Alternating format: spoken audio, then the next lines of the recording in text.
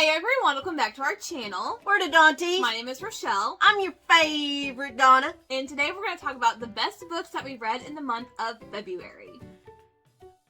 So every month we like to talk about our top 3 favorite books that we read for the month, because we both read so much and it would be too much to go into like a full wrap up of every book that we read. So we just talk about the top 3.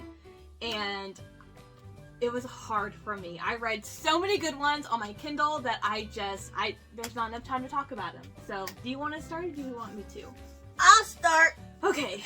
The only one I gave 5 stars to all month was Finley Donovan Jumps the Gun. And of course, this is the 3rd one in the Finley Donovan series where a suburban mom kind of gets roped into being a contract killer. Yes. So, but in this one, Finley and Vero, who is her accountant. I love her. She's my favorite. She's actually her babysitter, but you know.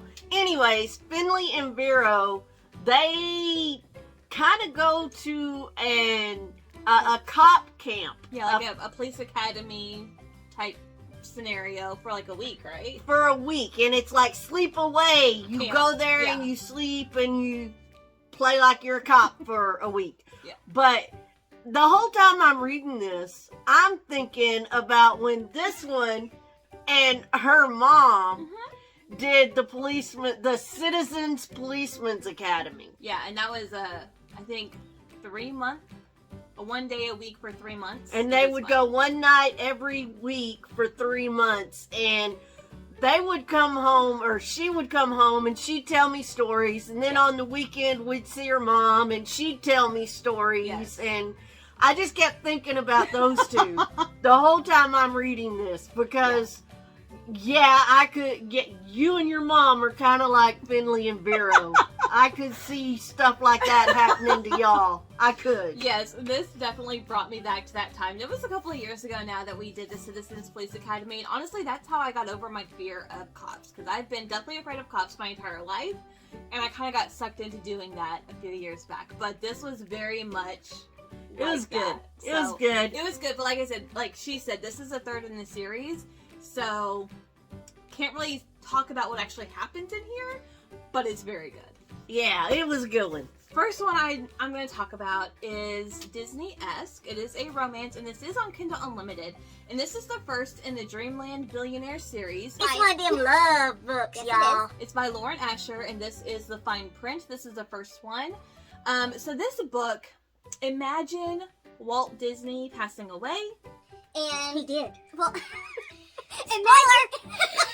Imagine Walt Disney passed away, and in his will, he gives something to each of his 3 grandsons that they have to do in order to get their inheritance from him. That's the plot of this series, and each brother has their own book. So the first one, we're following the youngest brother, Rowan, and in the will, in order for him to gain his inheritance, he has to go to Florida and work at Dreamland, the park, and basically turn a profit. And he has 6 months to do like something major to really, and this is like really like Disneyland. Like, you have the princesses, you have the castle, you have the attractions, you have the original attractions, you have the Imagineers. Like, it's very Disney inspired, and you can see that. Yeah, if it didn't have that love stuff in it, I might read it. Well, it's really good. Like, the romance, I mean, it's fun. The romance, like, there's some scenes in New York City that just I loved so much. But the thing is, this park is not, like, failing in any way. Like, there's no, like, oh, you know, save the park and you get your inheritance. No, this is $1 billion a year park. It's Disneyland, like, or Disney World. Like, how do you make it better in 6 months because it's already, like, booming? But you start off the book at the funeral with the grandsons, and then learning about their conditions for the will. And we know the first brother obviously is, you know, this book, but the second brother, we find out at the very beginning of this book what his conditions are, and I'm very excited to read the second book because he has to get married and have a child before he can get his inheritance. So I'm like, why? That's so, like, specific. And then the third brother, he does not share what his conditions are for his inheritance. And his book just came out earlier this month, or in February or in January. It just came out. And I haven't gotten there yet, but I'm excited for the rest of this series. You know what that means? That means the writer hadn't figured out yet what that third book was going to be yet. Maybe. But this is a workplace romance. There's a bit of an age gap. I think like 7-year age gap. It's Grumpy Sunshine. Yeah, it's just a lot of really great tropes, and I loved this so much. And the next one I read on my Kindle. I love Kindle Unlimited. Y'all know I love KU. This is on KU, just FYI. Yeah, but it's got that love stuff in it. It's Disney, very Disney. So, I read The Good Lie by A.R. Torrey, and I've read some other A.R. Torrey before. I really like their writing. Yeah. And in this one, there's a serial killer. And so is this thriller or horror? Like, it's thriller. Okay.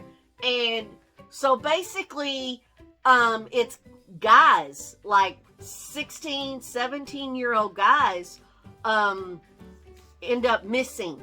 And it's not just, the nerds and the geeks or anything. It's like the football captain or the really popular guys, okay, from the different high schools around. Okay. There's 6 of them that get kidnapped, and somebody holds them hostage for 6 to 8 weeks, and then they end up finding their bodies. And the 7th one ends up getting away and coming back home. And that's where this starts, is when he comes back home. And that's all I'm gonna say, but that's enough to get you really going. Yeah, because normally it's female. I mean, 9 times out of 10 these books, or even in real life, like true crime stories, involve females getting kidnapped. But this really spins it. The guys are getting kidnapped. And I really enjoyed it. I gave this one 4 stars. Okay. So the next book is actually a different genre. This is nonfiction, and it is The 90s by Chuck Klosterman. This one, I grew up in the 90s. The 90s were my childhood. And I've heard a lot about this book being expressed as like a love letter to the 90s. And the author of this book was actually born in the 70s. So he was an adult in the 90s.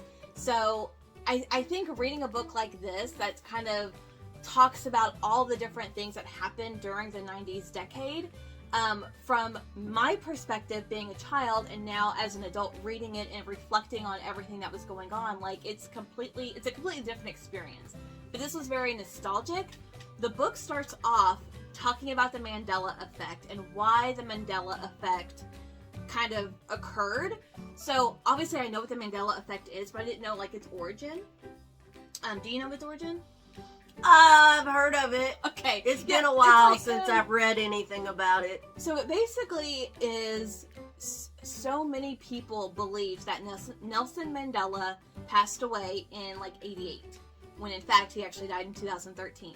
But because the 90s was like pre-internet and right when the internet was beginning, he talks about why this effect happened. And just like, for instance, if you're in a group of people and you talk about something, the majority of what people believe is what was kind of considered true, because there was no internet source to fact check and to find out what is actually the truth. We're now, if you question anything, you go onto Google, you go onto the internet, you can find out when people died or when things happened, or, trying to get those details. I Google that shit all the time. Yeah.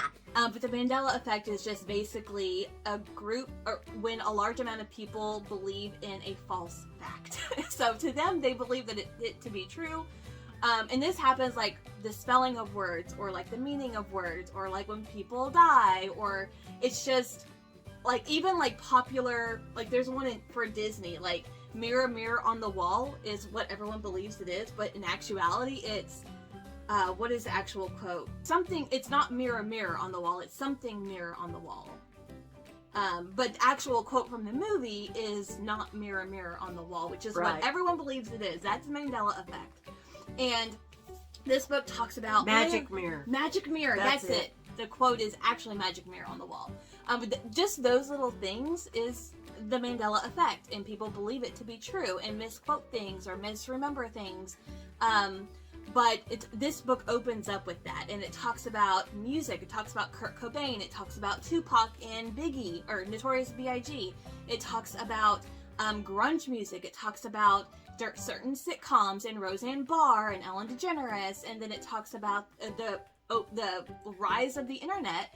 And I was actually telling her that there was a statistic in here that said in 1995, only 14% of the American population had even experienced the internet, which was really interesting. It talks about landlines and starting of cell phones and pop culture, like all these different things. She was listening to this last night in bed, and she just starts laughing. I'm reading something else, and she's reading this, and she just laughs the whole time. Yeah. So she really enjoyed this one. I did, and it talks about baseball and like sports and politics. It really is just an all-encompassing essay on the decade of the 90s. And being a 90s kid, looking at it from an adult perspective now that I am an adult, and going back and looking at these things that occurred in the 90s, it's like, wow, I think totally different now on certain aspects of the things that happened. It talks about Columbine. There's highs and lows of the 90s, and this was pure nostalgia. I loved it. If you love the 90s, or if you're looking for something nostalgic, this was a very, very good nonfiction read. And of course, I mean, as a 90s kid, I had this phone in my room. So, I loved it. My last one for the top 3 of February is another KU.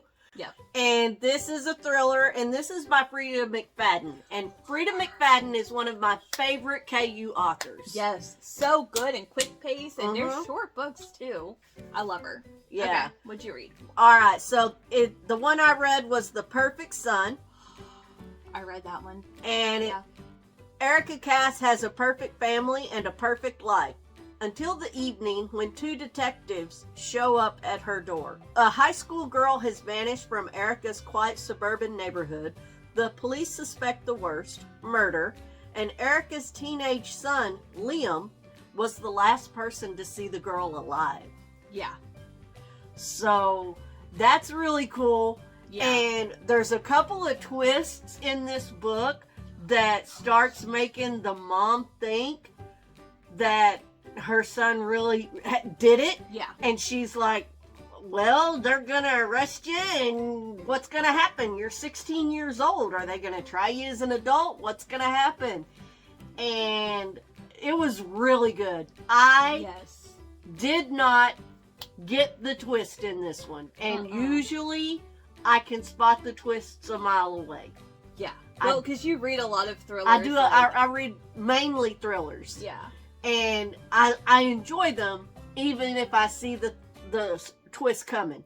But this one, I didn't see this twist. Yeah. And so it is so good. It's so thrilling. And again, it's fast paced. It's short, and you get the perspective of the girl who's been taken or who is missing. Like, you get snippets of her perspective and what's happening to her in real time, while you find out what the family is going through as well. So it was really good. Yeah, I listened and read that one in one sitting.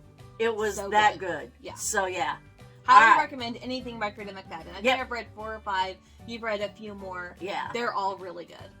Yep. If you like thrillers and you've got Kindle Unlimited, check her Frida out. McFadden. Yes. Okay, so then the last book or books I'm going to talk about, I had a really hard time deciding because I read, like I said, quite a few popular Kindle Unlimited books that are like slow burn that I absolutely loved, but then I discovered a new genre, or I embraced a new genre, and I am obsessed, and it is dark romance. And these are the first 3 books in the Never After series. So we have Hooked.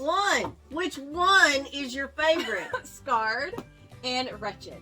I think Hooked is my favorite. This is the first one. And these are all on Kindle Is this about Unlimited. Captain Hook? It is. So this is a dark romance between Captain Hook and Wendy. So these are not retellings or anything like that. These are unique stories that happen in our world with a lot of inspiration from the original Disney classic. So in Hooked, we are following Wendy, whose father owns an airline, Never Airland Airlines, and Captain Hook is a businessman who might be into some like darker things, like think mafia gang type stuff. And the romance between him and Wendy starts off great, and then there's kidnapping and there's torture. And Oh, that's cool. There's like a whole bunch of really dark things that happen, and there are some drugs in here, like some drug related. You don't get a whole lot of drugs, but like pixie dust is in this book, and the father's assistant is Tina Bell, like Tinkerbell. That's her name, is Tina Bell. But there are so many great nuggets in here from the classic, but this is a complete reimagining of this. And actually Captain Hook has a boat. Smee is like his number one mate. Smee. So you get Smee in there. What's the smut level? There's not a lot of smut, but the smut that's in there is very, very steamy. But it's not, there's not like every other chapter is like sex scenes. But it is so good. The second one, which is Scarred, is a royal dark romance about the Lion King. So you have the brother, Michael, who is Mufasa, and the younger brother, I forget his name, in here, Tristan. Their last name is Fossa. Mufasa! So you have Michael and Tristan. Tristan, say it again. But Tristan is the younger brother. He is nicknamed the Scarred Prince because he is physically scarred. And basically the brother has an illegitimate child, Simon, aka Simba. And he's 10 years old in this book. But you're following this royal family where Michael is kind of having an arranged marriage with Sarah. Sarah has her own plans as far as overtaking the throne, and we find out obviously Scar wants to overtake the throne, or the Scarred Prince Tristan, and they end up teaming together. So it is very, very violent. I like that. Dark. I like that. It wasn't my favorite, but it was still really, really good. And then the third one is actually not Disney. This is a reimagining dark romance of The Wizard of Oz. And this is very drug detailed. So you have the male in here is an undercover DEA agent. And then you have Dorothy and her two sisters. She's the middle child, Dorothy is. And her younger sister believes that Dorothy killed their older sister like 10 years ago. And so the younger sister, she is the one who manufactures all the drugs. And this like whole drug family is... there's a lot of drugs, and I'm not a fan of drugs. Like I want nothing to do with it. I don't want to see it in movies or in any media I consume. But I really enjoyed this aspect because you don't see a lot of it. It's more of like a Breaking Bad situation where like the making where you did watch Breaking Bad. I've only seen it once. That's not one I would rewatch. But I mean, it was good. But even though it's heavily drug related, like you don't see like the addicts and things like that, like the ugly side of it. So, but this just the money side, just the business side of it. But it is very good, and a lot of references to the original Wizard of Oz story. You have the Yellow Brick Road. You have the drug that she makes is actually called the Flying Monkey. So you have the Flying Monkeys aspect in there. It's very good. There's a fourth book called Twisted, which I'm the most excited to read. I haven't read it yet. It's next on my list. And which one is it about? It is a dark romance between Jafar and Jasmine. Oh. So it's going to be an Aladdin reimagining. Oh no, these sound like they're pretty good books ruined with that love stuff. No! It's so good. These are amazing. These are all on Kindle Unlimited. And I've never really read dark romance, I don't think. But there's another dark romance series that's Disney inspired by Katie Robert that I'm going to start reading as soon as I finish or get caught up on this series, because I think more books will be coming. but it's, I mean, you get torture, you get kidnapping, you get drugs, you get mafia, you get murder, you get See, all all the that things. sounds good. You get all the things. And then it ruins it with that love stuff. No, it doesn't. So these are some of our favorite books that we've read in the month of February. Leave a comment down below. Let us know what your favorite book was, or if you've read any of these, let us know. And since I'm kind of taking off on this dark romance genre, if you have any recommendations, I am open, because I am in love with this genre. It doesn't even have to be like Disney-esque, but that really enhances my experience, because you get all those, you know, little nuggets and, like, I don't know, little nods to the original. So anyways, that's gonna do it for us today. Thank you guys so much for watching, and we'll see you in our next video. Bye.